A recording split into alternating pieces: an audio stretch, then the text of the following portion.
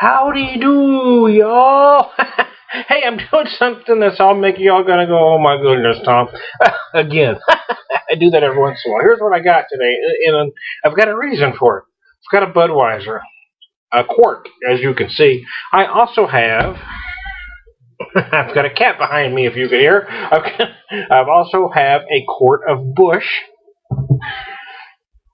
and a Michelob. So I am going to pour all three of them because I decided to do kind of the Budweiser family thing. You know what I'm saying? And there's a reason. I'll explain why later, but I'm going to pop and pour first, and then I'll tell you how I came about doing this funky experiment. Now, I did look up some information on these. Holy cow, that is light. I did look up some information on these.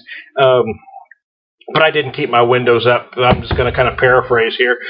Busch was introduced, I believe, in 1955, and its intention was a secondary brand to Bud. Now you can take that to meaning bargain beer or not, but it was their secondary brand.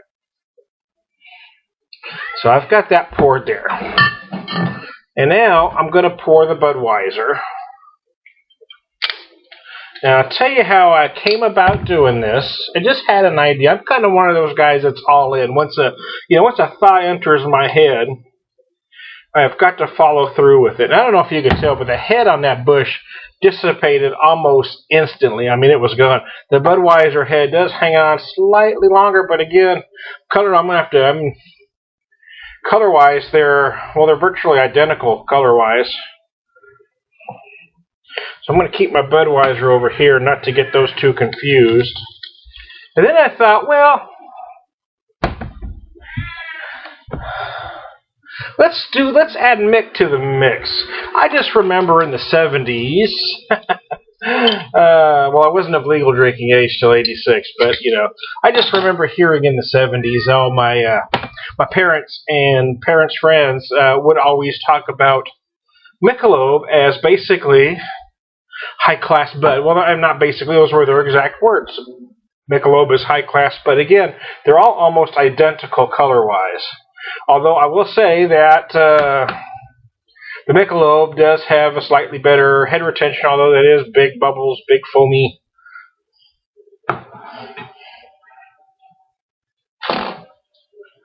It was thought of as basically better Bud. That meaning that if a Bud drinker just got a bonus or raise or was having a night on the town with his wife, they would order Michelob. That was their high-class beer. That was a step up. It is the equivalent of it would be the equivalent of a Boone's Farm drinker in the 70s and 80s, 70s specifically, a Boone's Farm drinker having a night on the town and ordering cold duck.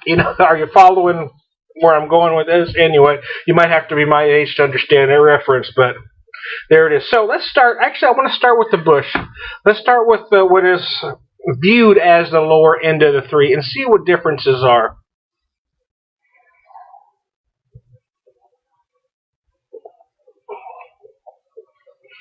Well, it's actually a tad crisper than I expected it to be. Their website does say, let me show you the glass again. It's just, wow. That's light, man. Not a whole lot of flavor going on because my palate is used to other things. But anyway, their website does list that they do use corn. I'm not surprised. Many secondary brands of the time that,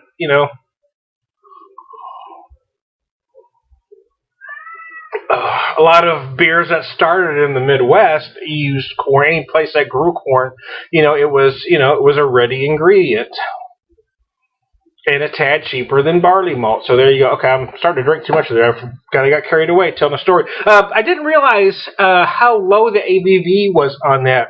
The ABV on the Busch is only 4.3%. Bud does list it at 5%. So let me see if I can notice a difference here.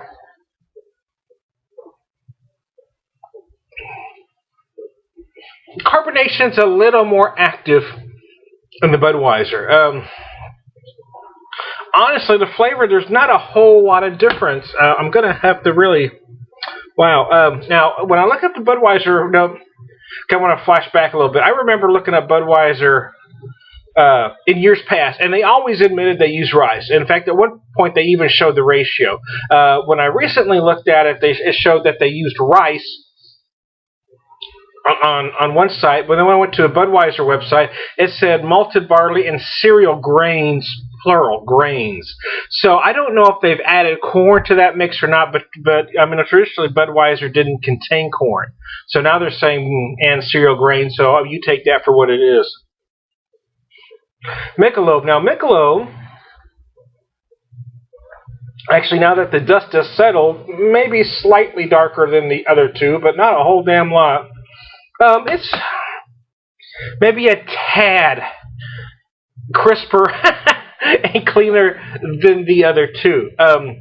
Now, they do claim that, well, their website, I guess it's not a claim, but their website does say that it only uses 4 ingredients, 2-row malted barley, hops, yeast, and water. So, according to their website, they don't use any adjuncts. I tell you what it reminds me of, though. I hadn't had a Michelob in a long time. And I realized Michelob came out long before the beer I'm about to mention, but I hadn't had the Michelob in a long time. What it's reminded me of is Craft Dig Lager by William K. Busch Brewing. Again, claims to be adjunct-free, but it still has that sweetness that this has.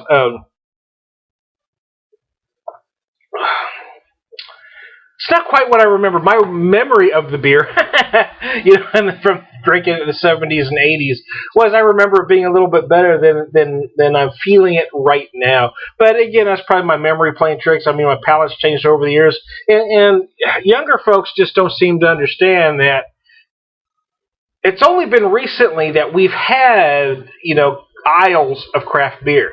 When drinkers older than I am and myself, were young up and coming drinkers, the beer aisle was this big. You had the usual suspects, and that was it. And then at some point, you start seeing some, imports float in. I remember in the 70s when you started seeing, Heineken roll in, and then you start seeing Beck's and Lowenbrau, and all of those start coming in. So it's hard for those younger guys to appreciate what these beers were at the time. The aroma on this is very sweet. The price difference is this: the Busch quart bottle was $2.19. The Bud was $2.89.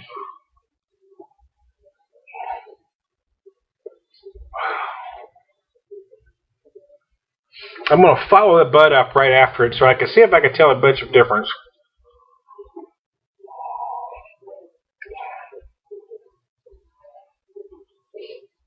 A little bit. Here's what it is. The Busch,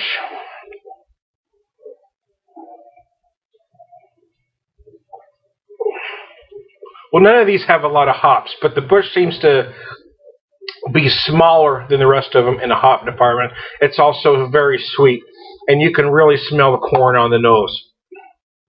The Bud, the carbonation is more aggressive than the Busch and even the Michelob. Bud has very aggressive carbonation.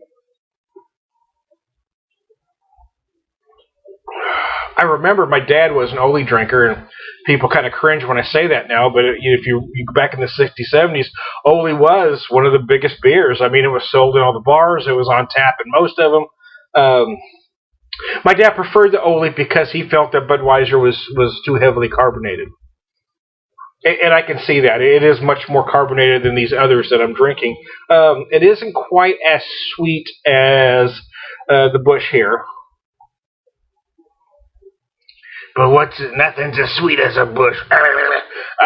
I digress. I am running this a lot longer than I wanted to, but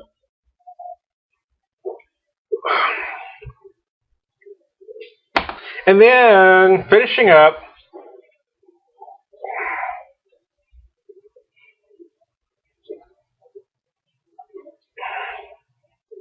yeah, you can. I mean, again, not big hops, right? I mean, it's supposed to be, well, they call it a Munich style lager.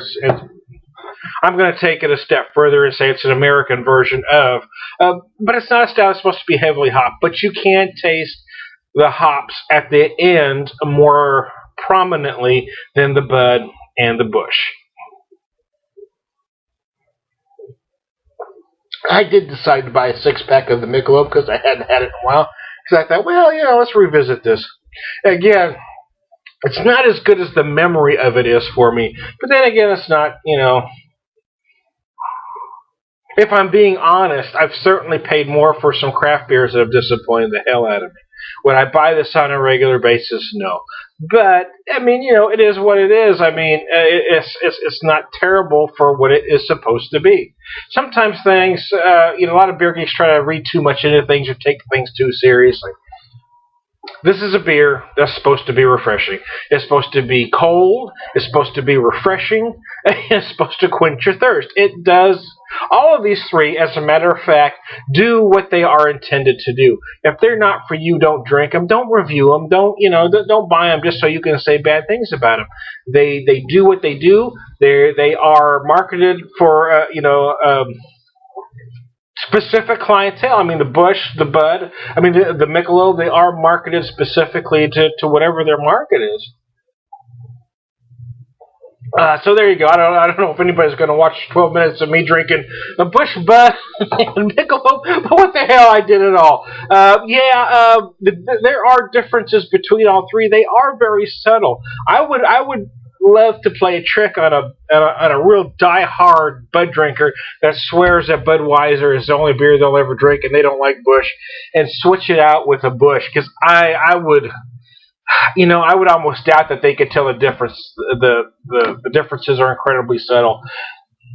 The Michelob does have that more prominent hop finish. You can definitely taste the noble hops at the end. I mean, it's not big. It's not like a craft version of, but they are more predominant. So a Bud and Busch drinker will be able to tell the difference between a Michelob. I think these Bud and Busch are almost interchangeable. I really do. So, hey, I'm the Beer Whisperer. That was fun, man. I'll be back.